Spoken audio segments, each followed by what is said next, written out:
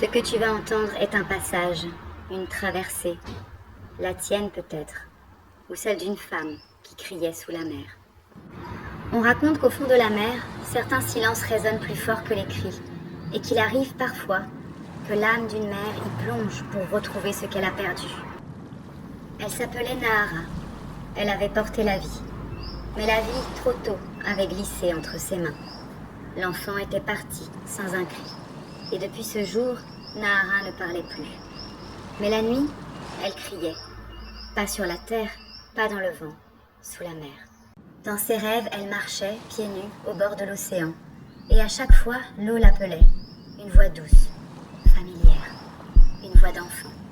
Un soir, elle s'est laissée couler, non pas pour fuir la vie, mais pour la retrouver. Les profondeurs étaient sombres, froides, silencieuses. Mais au fond, elle a vu une lumière, et dans cette lumière, un berceau, un enfant, son enfant. Pas de chair, pas de corps, mais un regard immense, ancien. Un regard qui disait « Je ne suis jamais partie, je suis devenue ta mémoire ». L'enfant lui a tendu la main. Et alors, Nahara a vu les autres vies, les autres pertes, les promesses d'âme, les serments avant l'incarnation. Elle avait choisi d'oublier pour pouvoir aimer plus fort. Elle avait choisi ce deuil pour se souvenir de qui elle était. Une passeuse, une guérisseuse, une mère des mondes.